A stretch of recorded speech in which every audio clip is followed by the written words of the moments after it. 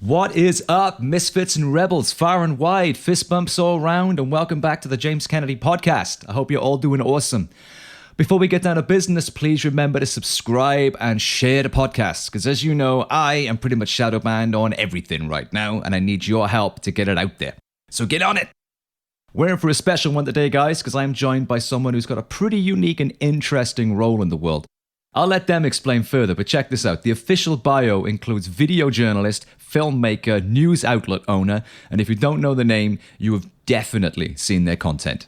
Ford Fischer's work has been featured on tons of mainstream news programs around the world and more than a few major Hollywood movies. I'm super excited to chat with Ford today about his very unique approach to journalism, and I'm sure lots of other stuff too. So Mr. Ford Fischer, thanks so much for being with us. How the hell are you doing? Doing great. Thank you for having me. Hey, anytime. It's a pleasure. And how was your day today? Because you were up to some pretty interesting stuff this morning, right?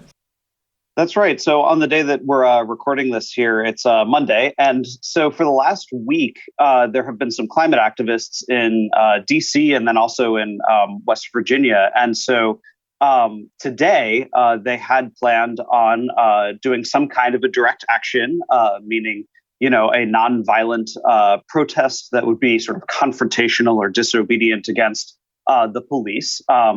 It remains to be seen what exactly that would have been, because en route, their bus broke down. So they had been coming in a bus, and the bus broke down. I got there a little bit after that first began, but I was actually told that when the police approached the scene, they said something like, "We found them." So what ended up happening was that the police basically subjected this bus to a DOT inspection and said that they have the wrong permits and all that kind of thing. And basically, the police were going to try to tow away their bus. In the end, what was very interesting was someone who purely by coincidence owned the building adjacent to it said they can push the bus onto my property, since the reason for the towing was that it was essentially illegally parked. Right. With that being said, the police did still give the activists a $1,000 citation. And so the reason that this is interesting, of course, I'm not typically covering sort of traffic enforcement issues. The reason that it's interesting is to see the way that the state interacts with activists, particularly those who are confrontational. So this group has been in DC now this is kind of entering their second week, but Wednesday of last week, I filmed some of the same people chain themselves to the White House fence. One Wow. woman who participated, who was there today, speaking with the police. Just last Wednesday, I filmed her with a bike lock around her neck, connecting herself to the White House fence, which she had to be cut out of. And last Friday, they also similarly had stepped in front of traffic to block a major highway during rush hour. And so this particular group's sort of focus is sort of being disruptive in order to make a point. And in this case, it was to force Biden to declare a climate emergency by executive action. Yeah, we've got the same thing happening over here at the moment. It's we're a few days into the big Extinction Rebellion in London, and well, all around the country, but the main one's in London right now. That actually finishes this week, and I'm performing there, funny enough, day after tomorrow. So lots of similar actions happening, with regards to the climate issue all over the place right now, which is good to see. I think for context, then, for those few people listening who may not be aware of what it is and how you do it, because I think that's really interesting. Could you give us like a brief overview of how you work, what the nature of the work is that you do, and your particular approach?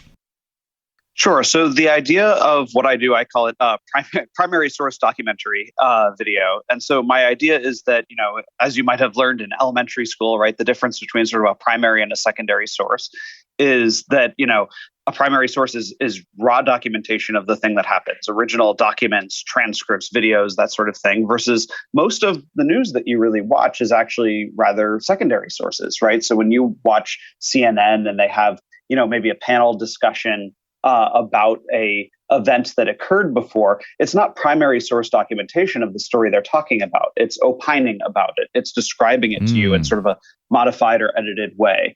And so the way that I think about my work, and so it's a form of journalism to be sure, but the reason I use this term, primary source documentary video, is that I think of it as sort of the building blocks. So I go to events and to the best of my ability, I try to document them without sort of impacting them.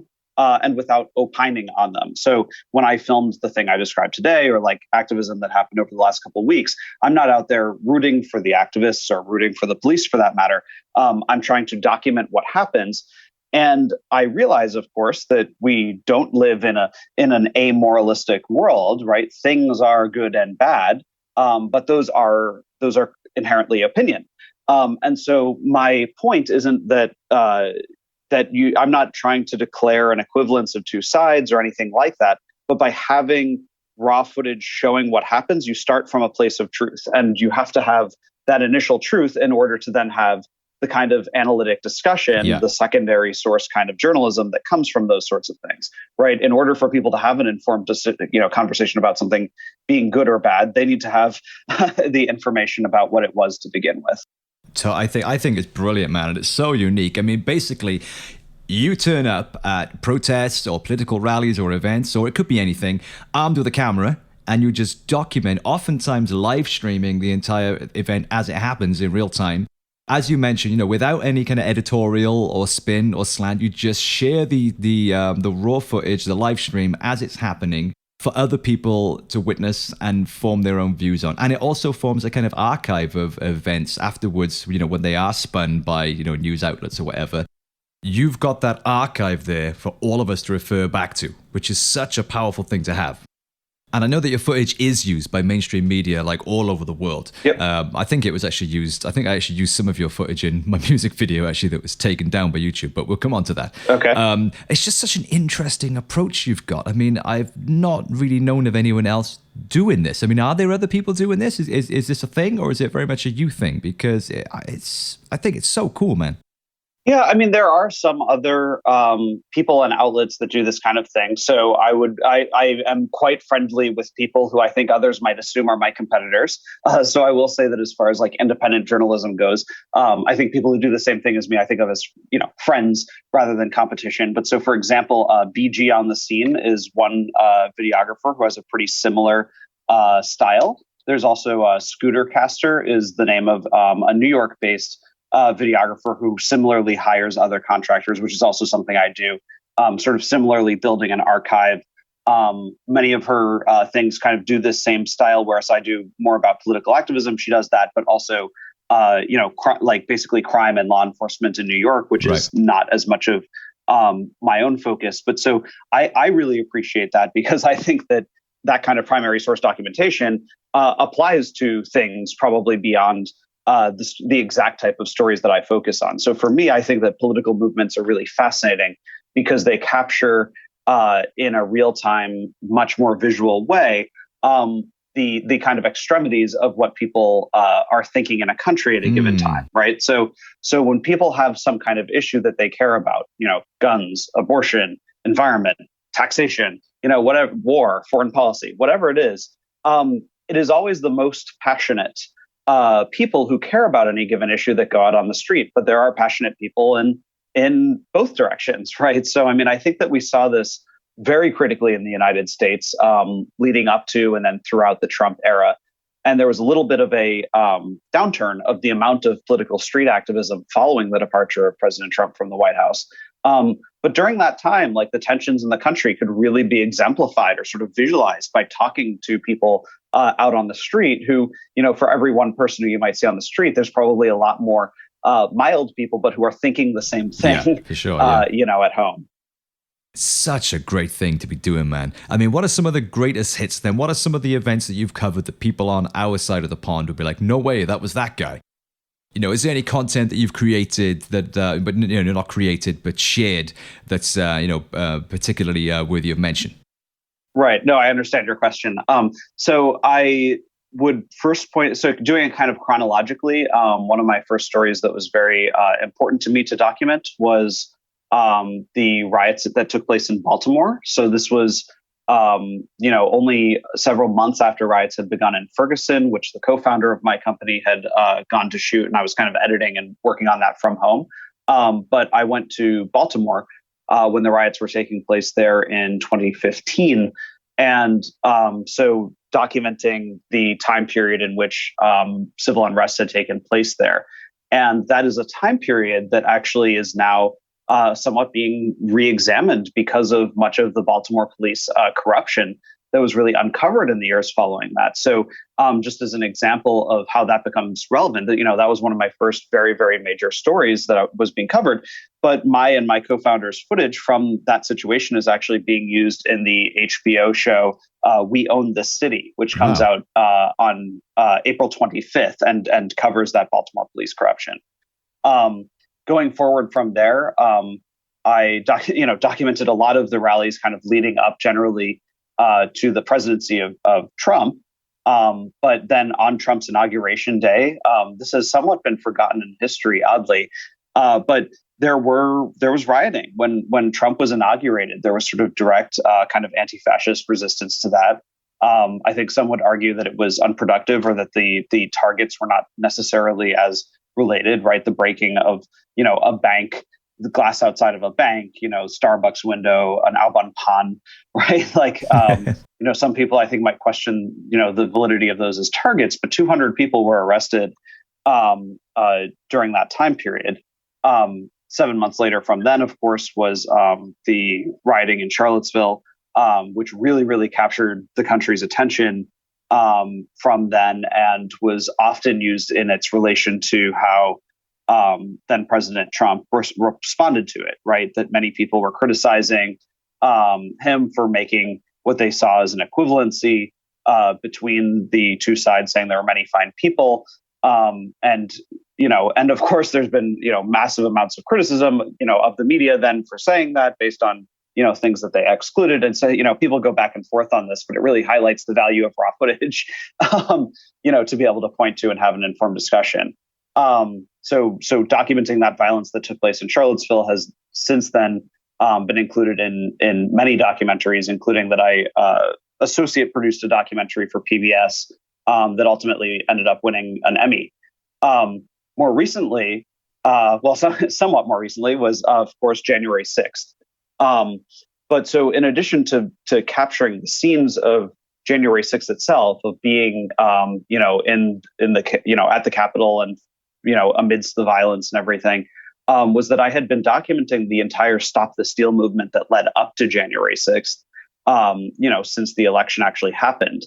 I think most people are aware of January 6th itself, but I don't think if you ask most people that they would know, for example, that was the third of three so-called Million MAGA marches that took place in Washington, D.C. There was also November 14th and December 12th that also brought thousands and thousands of Trump supporters to Washington, D.C., and that there were also a number of state rallies. So I went to, for example, Georgia, where there was an armed Stop the Steal rally and vigil for Trump.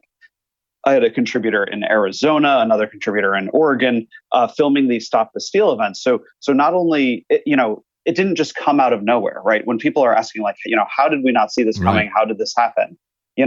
I have the footage to kind of answer that question, which is, you can see how it built from, I filmed the very, very first Stop the Steal rally. It was outside the RNC on November 5th, only 2 days after the election. There was only like 20 people there, and people didn't really take it particularly seriously. But as Trump himself very much got on board with that message, obviously, and as much of the Republican Party began to sort of buy that message, that it grew. And as the organizers of the so-called Stop the Steal movement went state to state, they were telling people, this is not just a DC issue or something like that, but all of you from all of your states, you're all welcome, you're all invited to be part of this. Until as of January 6th, they had this big coalition of really every type of pro-Trump group that you can imagine showing up there. And then, of course, ultimately storming the Capitol. That's fucking crazy, man. It really does show the importance of what you're doing, because certainly right now, the propaganda machine is on overdrive right now. It's running on such a high frequency. So to have access to just that pure, unadulterated footage is such an important antidote to all of that. I mean, right. Is this stuff, where are you hosting this stuff? Is it saved anywhere that isn't, I know you use, all the main platforms, YouTube, Facebook, Twitter, Instagram. But are you archiving and saving this stuff somewhere more permanent as well that isn't subject to the random whims of, one of the main tech companies just deciding to take it down at any point?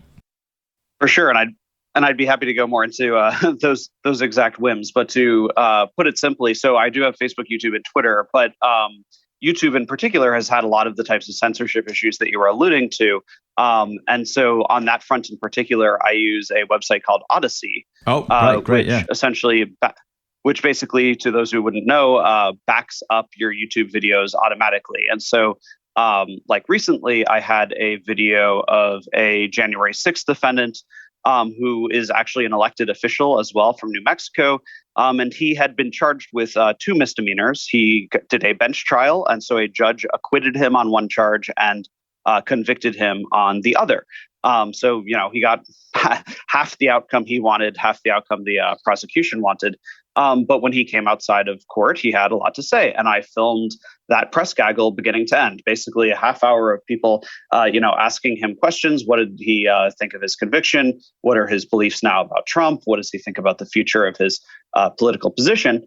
And amidst that, he made a comment that he still believes that the election was stolen, which I think is important to document, that this January 6th participant still thinks that. Again, so I released this beginning to end, and I included on it, YouTube had a standard called countervailing views, where if you're going to have a video where anybody says that the election of 2020 was stolen, you have to have a countervailing view on it. And so I did that. At the bottom, it had for more information, go to cisa.gov/rumor control, which is a US government website basically describing election integrity and saying essentially in effect that the election wasn't stolen. And in spite of that, the video was taken down. And I received what is essentially a permanent warning strike. And so I'm currently in the process of trying to fight that, right? I did the appeal process, but it was instantly denied. And so essentially I have to do, in a sense, my own form of public activism by using my platform, Twitter, and trying to push YouTube to reverse that decision. But the point of what I was circling back to on that was, in spite of the video being taken down from YouTube, you can still go to Odyssey and you will see exactly what that video did look like, right? Because it's automatically archived. So you can see the title, description, exactly the video that YouTube themselves took down. Thank God for that. Odyssey's on the blockchain, is that right? My understanding is that Odyssey is blockchain oriented, yes. And so at least theoretically, it couldn't be sort of tampered with by some outside party. It should be more safe from tampering. Great. Thank God for that, because I'm sort of having to get up to speed on all of this, these alternative platforms myself now, because I'm just a humble musician that writes predominantly, political music. And in 2020, I released an album called Make Anger Great Again. I'm not a Trump fan. It's a kind of an ironic title, tongue in cheek. I'm a kind of a traditional lefty. It was a kind of a protest rock album about, let's take the streets and let's get angry and do something about this shit, type of thing, standard stuff. Sure. And but because I had 3 words out of the 4 bad words, I've been basically fucking shadow banned on everything for 2 years ever since. My video was taken down from YouTube the day after it went up for just having protest footage in, stock footage that I found online, which makes me wonder whether some of it may have been yours. They what did they call it? Did they call it like over copyright, or were they claiming that it was too violent or hateful or something? Well, we were very careful to make sure there was nothing violent in the video, because I didn't want to be seen to be promoting that. The message of the song was about protest and activism, and taking to the streets and people power sort of thing. So it was just stock, protest footage, people marching and things. But what they had a problem with, they said they'd been striked for shocking content, which I thought was very bizarre, because there was no violence in there or anything like that. So I had a bit of a back and forth with them. And one of the main things they had a problem with was the footage of the Colston statue being torn down in Bristol in the UK. I don't know if you were aware of that. They actually tore a statue removal. A statue of a slave owner. Yeah, they decided that we're sick of having this slave owner memorialized in our fucking city. We're going to tear it down. So they did, which is pretty awesome. And YouTube considered it shocking to see a statue come down. Yeah, fucking crazy. Wow. But I managed to get them to put it back up after a while. But as a result, ever since then, I've not been able to advertise on Google, YouTube, Facebook, or Twitter. I've had my advertising rights revoked, and they've been revoked for 2 years. So it effectively, killed the album campaign. straight from the off. I thought at the time it was like a cool, kind of ironic, funny, kind of timely album title. But in hindsight, it was a really, really bad move. But I couldn't have foreseen the climate that was coming, within a few months of that album coming out, because it came out like a month before the big election in 2020. Sure. But the reason I mention this is because if this is happening to me as a musician, you must have tons of this. Yeah. How do you deal with this? Right. So I have several examples that I could point to of this, but so I will start with the first one that happened actually to me on YouTube like this. So in 2019, there was a situation I filmed that I actually thought was very fascinating, where at APAC, the American Israel Political Action Conference, there are every year when this happens, Palestinian counter-protesters come and say their piece about it. And so in my normal style, I try to document these protests and also document the responses of the Israel supporters to the extent that they come outside and talk about it and dialogue happens. But in one situation, there was an individual who showed up who was a Holocaust denier. There was a guy who showed up and said that he doesn't like Israel and doesn't think Israel should exist because he thinks that the Holocaust didn't happen. And what happened that I thought was really fascinating and worthy of documentation was that one of the people some of the people, actually more than one people, from the pro-Israel side, as well as people from the pro-Palestine side, who are in direct opposition in the context of more widely what was going on there, both of them sort of united to tell off the Holocaust denier, right? They both together argued with the Holocaust denier for about 10 minutes, describing essentially why he's wrong. And he is wrong, right? Like, as much as I don't want to opine or whatever. I mean, it is a factual truth that the Holocaust happened, and I'm perfectly comfortable saying the Holocaust denier was wrong. With that being said, what I ended up posting to YouTube was a raw video. It was about 10 minutes long. You barely hear my own voice in it. A couple times I asked questions of the guy, like, why do you think that, that kind of thing. But in essence, the video was titled something like Holocaust denier confronted by pro-Israel and pro-Palestine activists at APAC. Right. And so in the summer of 2019, so that happens early 2019. In the summer of 2019, there was a situation where one YouTuber was accusing another of basically bullying him. And YouTube caught enough flack about this that they expanded their community guidelines to define what they considered to be hate speech and bullying, such that it would then include the behavior that was being described as bullying, and so they could penalize that person. And so when they put out a press release describing that they had changed their community standards, they basically said, we removed or demonetized 1,000 channels that we now feel fit into the revised community standards. And so in that moment, right when they announced that, my video of those two people confronting the Holocaust denier was removed from YouTube. And my entire channel was demonetized. Not just that video, but all of my videos could no longer make revenue. And I actually managed to get a lot of media attention about this. I got Forbes to write about it. I got ABC to write about it, basically talking about how, it is very, very clear what the mistake was, right? So as you're pointing out, algorithms, as opposed to just people, they are looking for keywords. A computer is not making that distinction. So in the case of what happened to me, it probably saw that kind of like trigger word.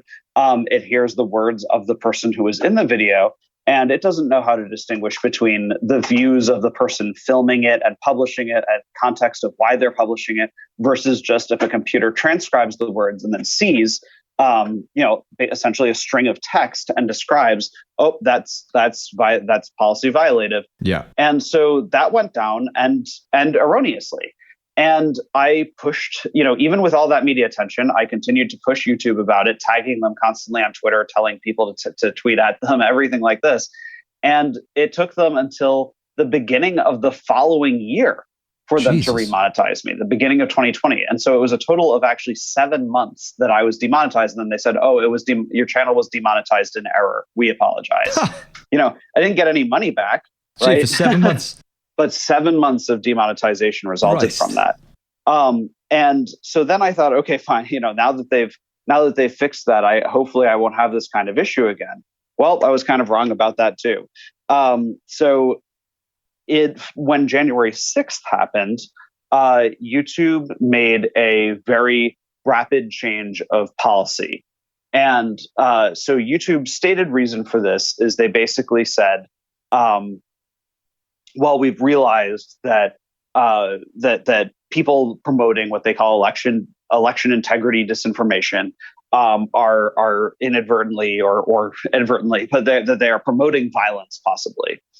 And so basically from January 6th on, YouTube's policy became that that videos that have claims of election fraud go down. And so what ended up happening and of course, I have no videos where I claim anything like that. I've never told my audience that the election was stolen. Again, I'd feel comfortable saying I've seen no evidence the election was stolen. But with that being said, on January 6th, I filmed Trump's entire speech, right? So Donald Trump gave a 70-minute speech, and he was later impeached for incitement of insurrection, right? And so my 70-minute video shows beginning to end from where I was standing, which was the National Mall, the perspective of basically the biggest bulk of people listening to that speech, who at the end of it responded to Trump saying, "And now we're all going to march down to the Capitol." And so this is the people who heard him say that, and then subsequently did it. And so I, of course, as an independent journalist, am not going to take a position on whether or not Trump should have been found guilty on incitement of insurrection. But it is without any doubt that the footage captured a historic moment. This is the moment that Trump is allegedly inciting the people who he is allegedly inciting, right? This is capturing him doing it and the people responding to it. And there are moments that would be very critical to our understanding of that event. For example, when he said that the elections in the United States are worse than third world countries, his own words, people responded, "Fight for Trump, fight for Trump." Right? Some might argue that that actually is evidence of the fact that that these people are hearing from him an incitement, that he's inciting them by telling him these things. But on the night that the House of Representatives delivered the articles of impeachment to the Senate, so this is the moment that Donald Trump would consider himself to have been impeached. There was a little bit of this, like, Trump used to say this thing that, like, oh, it's only impeachment once it gets to the Senate. So if you're to agree with Trump's definition, then the moment that Trump was impeached, that night, YouTube took down my video of the speech. And they said that my video of the speech was in itself election disinformation.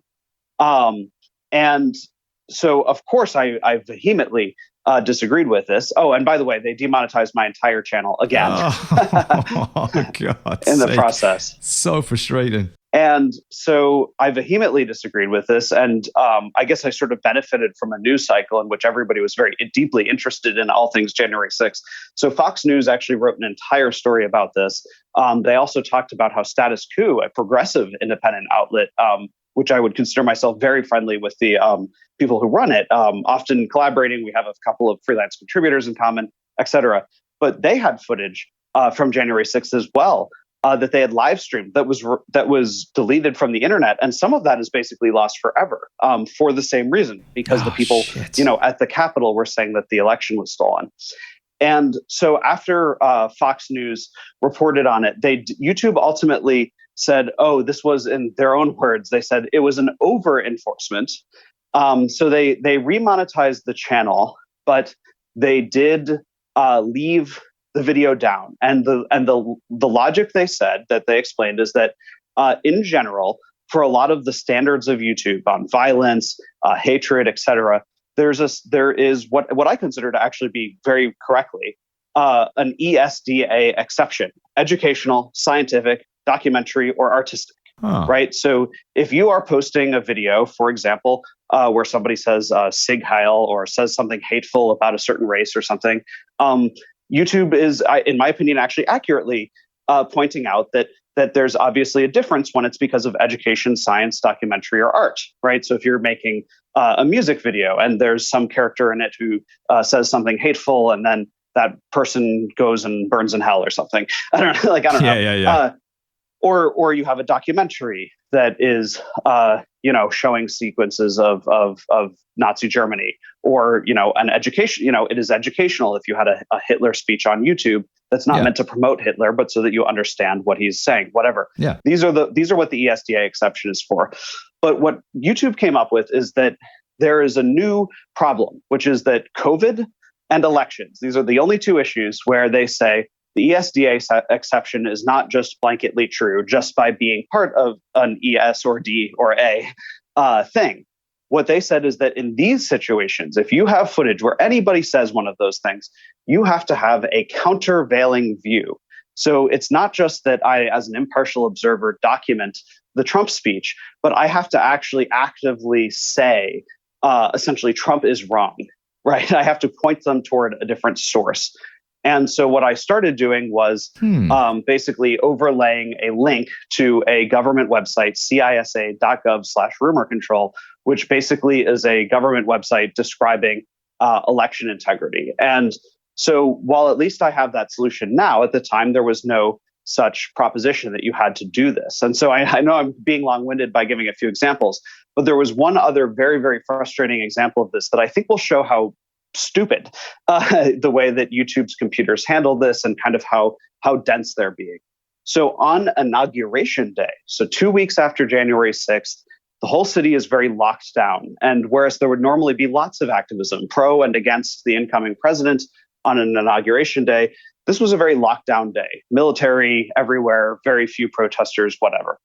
But one protest outside the inauguration was by basically like a religious hate group, people with the signs that say God hates and then expletives about gay people and so forth. And something really fascinating happened. A handful of people started yelling at them, telling them that they're wrong and stuff. But one of the people who did that was actually apparently a Trump supporter. And so out of my 8-minute video of people confronting this hate group, there was one person who said, and I remember from quote, I don't even have it in front of me, but I remember what he said. He says, "Correct your hate," he yells at them. But then he says, "I still believe the election was stolen, but you, sir, are preaching the wrong form of Christianity." And earlier there was a woman who was not wearing what I guess this church considered to be, good enough clothing or enough clothing or something. And he said, "That woman that you just called a whore, that's a woman." And he says, "A human fucking being." And so out of all of that quote, "Correct your hate, I still believe the election was stolen, but you, sir, are preaching the wrong form of Christianity. That woman that you called a whore, that's a woman." That's what he says. YouTube took down my entire 8-minute video of that and gave me a suspension for a week. Because he, in one part of one of those sentences, he said, "I still believe the election is stolen." So one person, amidst a whole video of an entire situation, one person saying, "I still believe the election was stolen," one random person yelling those words without me repudiating that out loud myself, is grounds for the entire video's deletion and punishment, basically. Oh, man, that's so difficult. For what you do day in, day out, this must be a fucking minefield, man. Well, it's exceptionally challenging in particular because with live streams, that could be really dangerous, right? If essentially all anybody would have to do to get a YouTube channel banned would be to go scream into somebody's live stream camera, some verboten term. This has happened a little bit with some police have become privy to the fact that copyrighted material can cause things to go down. So I've actually seen it documented in some cases where, for example, when police are being filmed and they don't want to be, that they will, pull out their iPhone and then play like Taylor Swift or something to trigger a takedown. But it's challenging because, again, in the case of what I was documenting, obviously I was not promoting the notion that the election was stolen based on having video of a person yelling at a hate group and saying that he thinks that. But YouTube doesn't make that distinction because they just say words are words and context be damned. And so it's challenging because, in my opinion, by adding even that overlay that says, here's a countervailing view, right? I'm willing to do it so that my work can stay on the platform. But I find it deeply frustrating because in my mind, it's a modification. It's a change. It's me telling my audience something other than what's on the screen. You're trying to be completely impartial, but little by little, you've got to put all these little caveats on there, and you've got to do this little dance within all these parameters and everything, which consciously or otherwise is putting you in a more of an ideological space. Because even though you're not editorializing on it, you're having to fit within the confines of what the platform thinks is acceptable narrative. For me personally, I'm deeply suspicious of this stuff. I went from thinking that it was, safeguarding the public good during the pandemic and stuff like that, the public health. But the fact that there seems to be this ideological consensus cross platforms, across all of the major social media platforms, seem to have the same ideological consensus on what they think is acceptable discourse and ideas. It makes me wonder whether there's something more sinister at play here. Is this propaganda? Is it censorship? Or is it, simply market forces? Well, I mean, I think that you could probably look at sort of a step wider and say what pressures are affecting all of them, right? So if you watch them dragging Mark Zuckerberg and Jack Dorsey and then somebody from Google into the same hearing, right? Like, even if those outlets aren't necessarily colluding with one another, although they might be, to be sure, but they are hearing the same criticisms from Congress, who basically tell them, if you don't focus on how to get hate groups or terrorist groups or whatever off of your platform, like, we're going to investigate you, or we're going to regulate you in a way that adds new liabilities and so forth. Right. And it's been very interesting on that front to watch in Congress, where usually it's sort of this partisan divide where the Democrats ask questions essentially saying, why aren't you censoring more? And the Republicans are asking questions to the effect of, why aren't you censoring less? Right. But I want to very much caveat what I'm saying there, because on the other hand, it has historically not been true that the political right is the free speech crowd and the political left is the anti-free speech crowd, right? I mean, I think this is confined very much to the specifics of who has institutional power at this exact moment and what are they using it for. Right. But now, as the Republicans are kind of the minority party that has fewer people and whatever, like, they're talking about issues of certain books shouldn't be allowed in school, right? In different contexts, they are perfectly willing to accept sort of censorship, right? It's not an ideological free speech position. They're concerned about themselves being censored. But I have also seen plenty of times where YouTube has censored the left, the obvious political left, anti-war groups, drug rights groups, LGBT content has historically been censored on YouTube in a very disproportionate way. And so I personally don't believe that it's so much about a bias against the right or the left or something like that, but it's more like YouTube is narrowing the Overton window into like sort of who is considered to be establishment. And so there's this irony where, like, my footage of Trump that was taken down until I re-uploaded it with a countervailing view, essentially saying, here's a link where you can learn about why Trump is wrong, and then it's allowed to be up. But before that, the raw version that was taken down, that same footage was used in a BBC documentary that was uploaded to YouTube without being censored, right? So when the BBC uses my raw footage in one of their films, then it is okay. When it is just me on my own channel, then it is verboten. Yeah, that's one thing I wanted to ask you, because I know your stuff gets used a lot. And how come it's okay for the mainstream media to have footage of violence and, scenes that some viewers may find disturbing and things like that, on YouTube and on daytime TV, but then independent journalists such as yourself, it's a problem, oftentimes for the exact same footage. Right. And so I think that if you asked the social media platforms, if you asked YouTube, the answer that they would basically give to that is, well, a documentary or a news program is couching everything with countervailing views because it's a secondary source. So, for example, CNN probably would not just reproduce beginning to end a Trump speech. They would show a little bit of a Trump speech and then spend 10 minutes describing why what Trump said is bad. And so YouTube would say, therefore, they have complied with the countervailing views exception. Got you. Their other claim would probably be that they talk a lot about what they think of as misinformation or reputable sources. And so they would say, well, CNN or BBC, they're reputable sources. So, so it's different when they post it as opposed to you. That's debatable.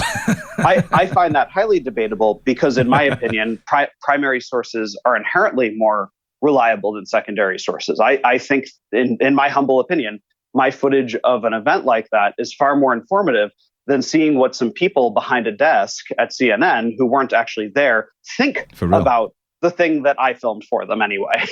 For real, yeah, for sure. Oh man, it's so frustrating, isn't it? I mean, the problem, I've been battling with this, like I say, for about 2 years now, and I've been like looking at different options and things like that. And there are alternative platforms we can use. I mean, you mentioned Odyssey, and I know there are a few others as well. But the problem is the audience is on the main ones. And if you want to reach an audience, you've got to be on the main platforms like YouTube, Twitter, and Facebook, Instagram.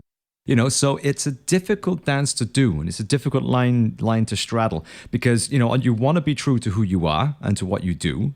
But at the same time, we are little by little being straitjacketed into being something that we're not.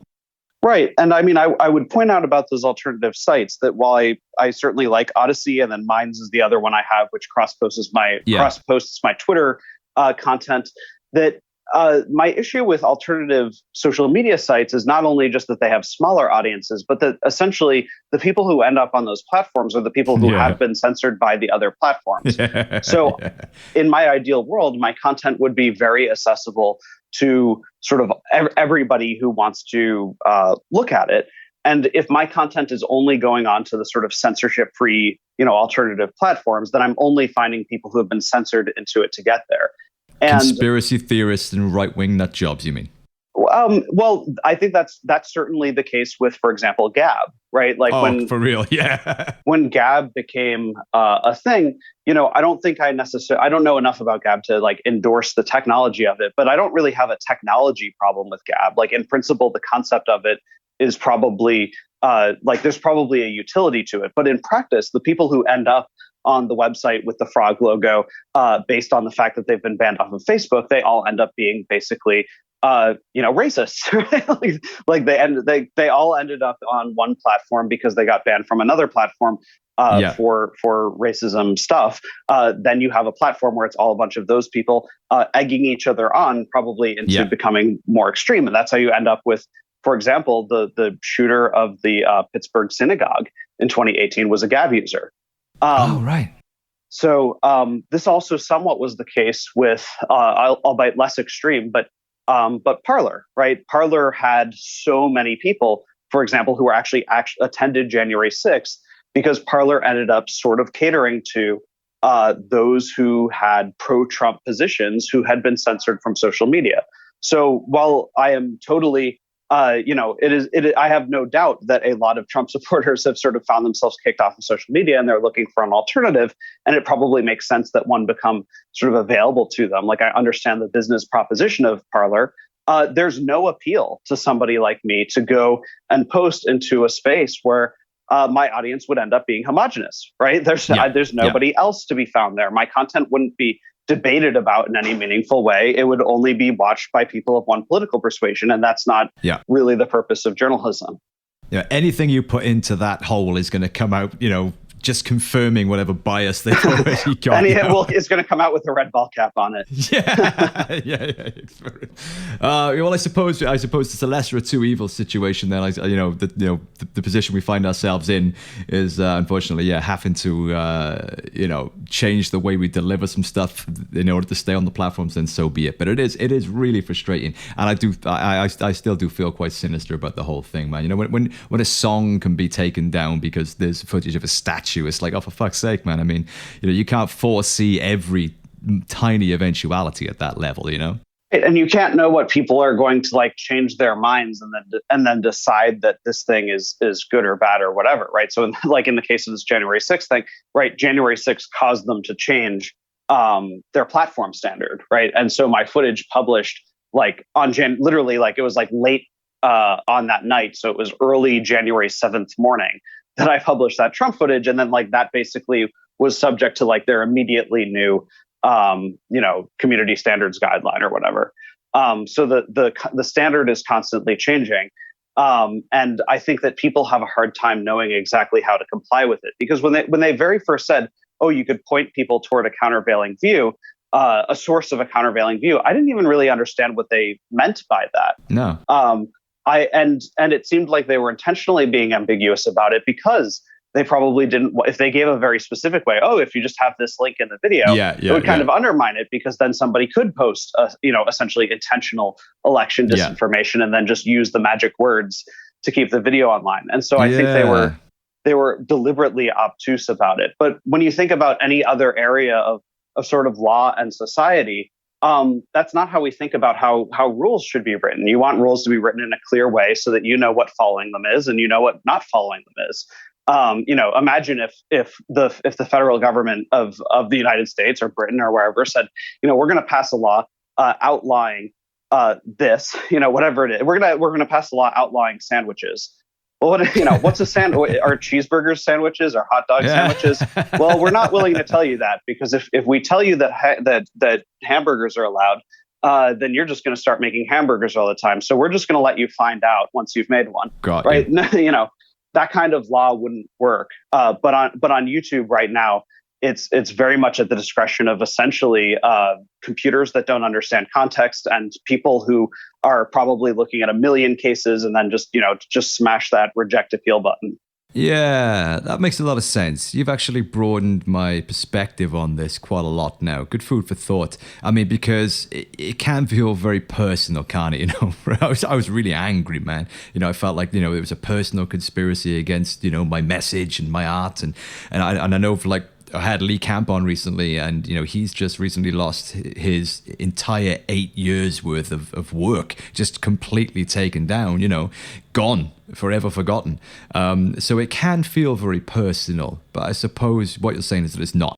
I would say that in the case of Lee Camp, and actually Chris Hedges, for example, had a show on RT as well that's completely off air. It's probably a good example where right now, while you're not going to find very much sympathy for Russia or anything associated with Russia, people had posted content throughout the last decade on the RT YouTube. There were all sorts of journalists and whatever, and of course you can criticize those people. You might have problems with why would you be on RT in 2011 anyway? But whether you like them or not, those people posted content that was not policy violative, right? The individual Lee Camp episodes on their own did not have anything that YouTube deemed worthy of deletion. And then Russia finds itself in a war with Ukraine. And based on the consensus of the world community that Russia sort of illegally invaded Ukraine, they take down the entire RT channel. And so now Lee Camp's content, which was not violative, is taken down. I think it points to the fact of how they use these situations to sort of change the rules, but those changes can be retroactive. That they could decide that something in the past wasn't allowed, which again is something that actually in most common law societies we think of as wrong. You can't criminalize something and then go and look to see who did the thing before it was illegal and then punish them for it. Right. So you're not allowed to post on Russian media. Therefore, we're going to delete the last decade of Russian media, right? I have, some degree of empathy for the people who contributed to that, who have nothing to do with the conflict going on right now, and their whole archive of content is gone. It's also bad for the people who would like to criticize those people, right? If somebody wants to say, hey, I think Lee Camp was really naive about Putin, for example, right? I'm sure that they would really like to look through that archive and see the types of things that Lee Camp was saying in the past, and they can't do that because the footage is taken down. Yeah, I mean, in an ideal world, and the way I think it should be, is that if you want to discredit a viewpoint, you hear all of the perspectives, you get it out there in the open, you debate it like adults, and then if someone is talking shit, we're all gonna quite quickly discover that. Hiding it away or banning it gives it a kind of mystery and a kind of power that it doesn't deserve. But I think the turning point for all this was Trump, because until Trump came along, people who think like him, who sympathize with him, were just a small minority of kind of nut jobs on the internet or whatever. They kind of kept themselves to themselves. It wasn't really a problem.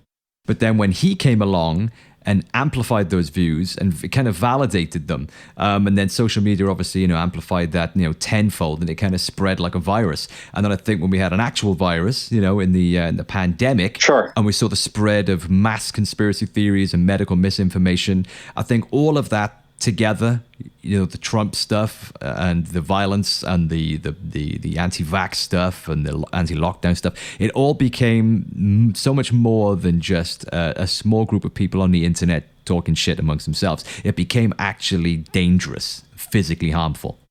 I mean, I think on the Trump phenomena, I agree with you, but I would maybe add a layer of detail to that, which is that in the time leading up to Trump's election, when it was sort of thought that Trump is a joke, right, by most of the people in the media, they were posting, they were basically broadcasting live Trump rallies. You could watch CNN for an hour straight and they're just showing you Trump.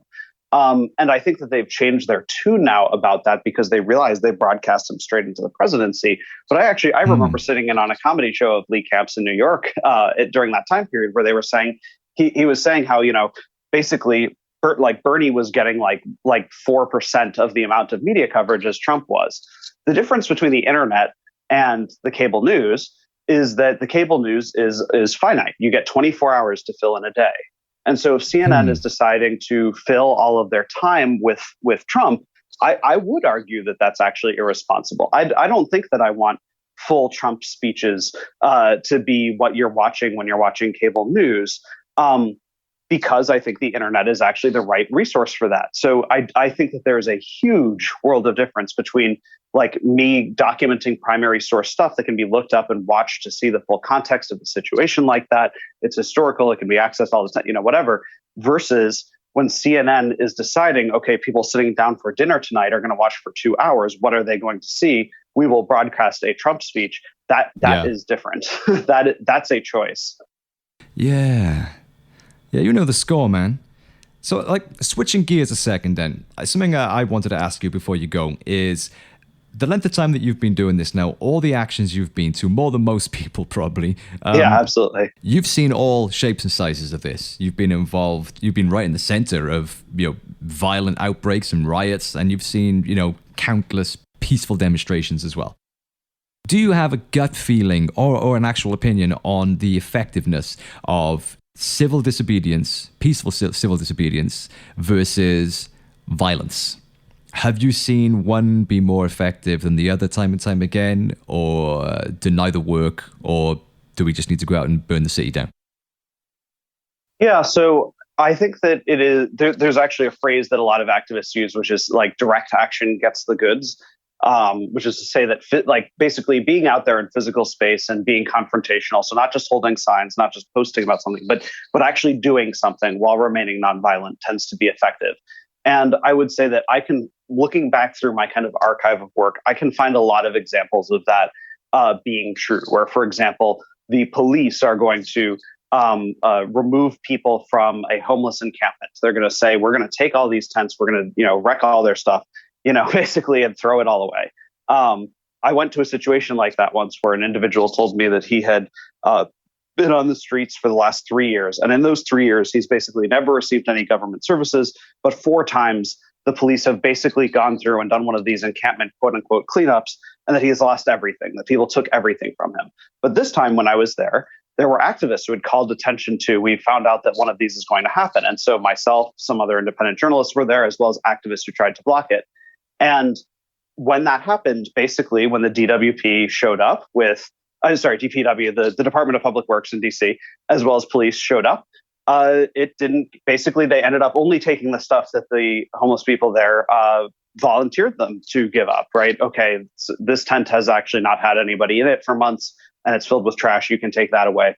But they didn't end up taking anything else. And they probably would have, were it not for those people basically saying, we're going to stand in your way. So right. I could think of a lot of other examples about how nonviolent civil disobedience tends to raise awareness to issues, and in some cases can actually stop the thing from happening the way that it was going to happen. In my experience, violence and the threats of violence tend to be unproductive for any given movement, right? So Trump the Trump movement, the MAGA movement, has probably been tarnished by January 6th in a way that will never, exactly come back, right? Trump will have to be basically answering for that forever. And Trump is, now trying to sanitize that situation, right? In order to re-legitimize himself, in order to frame himself as prepared to run again, Trump is trying to describe it as, oh, it was actually Nancy Pelosi's fault, or it was the fault of instigators. My people are being over-prosecuted. The left did the same thing. All of that sort of thing. But that's not, but he did not ultimately gain, what he thought he was going to gain out of it. And indeed, there were people who were intending to object to the vote certification in Congress and then switch their position and no longer objected because they didn't want to be aligned with the rioters. And so at least in that particular situation, it would show that basically violence is the opposite of productive. You could also point out that throughout history, there have been examples where that's not true, right? People could say, for example, that John Brown in 1859, basically leading an insurrection to, promote abolitionism, like he was essentially hoping to overthrow the government to end slavery. He triggered the Civil War during which slavery ended, right? So arguably in that situation, in the long run, violence worked. I'm glad this. Luckily for you, I'm going to be broadcasting the entire of this uncut. Yeah, the right. This uncut. Yeah, so if this was like NBC, they would have just soundbited that bit there. Right. CNN might have just said exactly. Ford Fischer, he loves violence. Right. So I mean, it's interesting though that as you're talking about it, when I think about my own history of documenting, I've filmed a lot of violence, and instead of citing any of those examples, I'm telling you from, in 1859, I can think of a historical example of violent activism working for the cause that it was meant to. But I mean, to give another example of the often inevitable result of this kind of thing, in 2017, when I documented the violence that happened in Charlottesville, the alt-right had been, in a way, very popular. They had been rising in popularity. They were all over, social media. They hadn't dealt with as much censorship up to that point. Twitter was even giving blue check marks to some of these alt-right leaders. So that sort of 7 months between the Trump inauguration and then up to Charlottesville, the alt-right movement was sort of having the time of their lives. They're getting, the New York Times ran a fairly sympathetic article called something like the neo-Nazi next door. And they're like, oh, look, he has a wife and he eats dinner. He's very normal, just like you, right? And so they were in this very popular time period for them. And then when Charlottesville happened and lots of people got hurt and 3 people died, that all changed, right? They were being prosecuted. They were being sued, right? So they basically ended up, many of them broke. Many of their organizations end up infighting with each other, right? The theoretical purpose of Charlottesville, of the event that took place at Charlottesville, was called Unite the Right, because the idea was to form a coalition of the different strands of the far right. But its ultimate result was that those groups all ended up fighting and finger pointing and all that kind of stuff after that. By the time it went to a civil conspiracy trial, they were all pointing the fingers at each other. Oh, it wasn't me, it was them. It was, they did the exact opposite thing. They destroyed the far right by doing that. So it would be certainly an example of where, a violent gathering disrupted their organizing. Man, what a cool job you have. Is it still as exciting and as rewarding as it was when you first started doing it? Yeah, absolutely. And I would say almost even more so because like what I mentioned kind of at the beginning of this podcast, old events are often found with sort of renewed relevance, right? A riot that I filmed in 2015 or a movement, I should say, that included riots that I filmed in 2015 became newly relevant as HBO is now exploring the Baltimore police corruption that took place in the context of that. I have no doubt that, as has happened, Charlottesville and January 6th and the events leading up to those things, and the summer of 2020 had all sorts of civil unrest. All of these sorts of things, as I'm kind of accumulating events that I've shot, they all continue to be relevant. And so on a day-to-day basis, I feel like in general, there's more and more things I kind of have in my library behind me that may gain newfound relevance as time goes on. That's such an important archive you've got there, man. I mean, it must be massive as well, though. I mean, video files aren't small, and you've got like, years worth of the stuff. Yes, I do have several like 8 terabyte hard drives, and every time I finish filling one of them, I also throw them onto the cloud. Like I put a lot of the raw footage into the cloud so that it's backed up that way. But I also duplicate the hard drives and I send them somewhere else. So I have somewhere that I would never tell the public a cache of hard drives, so that even if my house burned down, I would still have a backup of all of my footage somewhere else. Thank God. But this is something I would point out, though, is that to people who just post their content online and they don't really have a backup mechanism for it, you're totally beholden to the platform. So, God forbid, but if YouTube ever just completely outright terminated my channel, at least my original raw footage would still be there. I would lose a lot of history, a lot of searchability, right? The ability to show people that footage would be deeply hurt. But I wouldn't have actually lost all of my life's work if my YouTube channel were deleted. And that's not true for some. I know a lot of content creators who basically, have to live with the crossing their fingers that it never happens to them.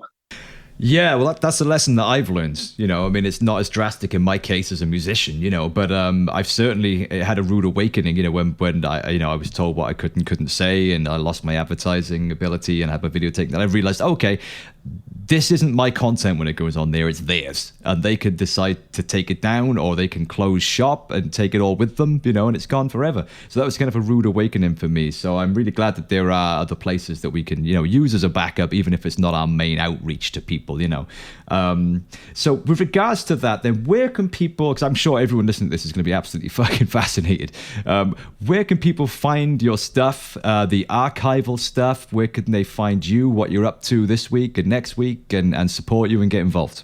For sure. I appreciate that. So my outlet is called News to Share. It's news, the number 2 share, which you can find as News to Share on Facebook and YouTube. And then on Twitter, I am at Ford Fischer, FORD FISCHER. And so what I've kind of found is that Facebook seems to be probably the best place to watch my live stream. So if you're interested in kind of watching the live stuff literally as it happens, Facebook seems to get the most audience for that.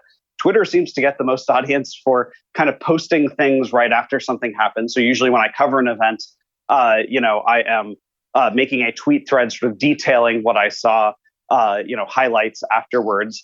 YouTube, I also post that kind of highlight reel, so you can see those sorts of things afterwards. The live stream ends up on all of them whenever I cover something, but YouTube specifically seems to be the best for looking at old stuff, right? So if, as we're talking about this, you're interested in January 6th, Charlottesville, Baltimore, whatever, those sorts of old archival things, YouTube seems to be sort of the place to do that. So I see all three of these as neatly fitting in with each other, with each one having its own kind of individual strengths.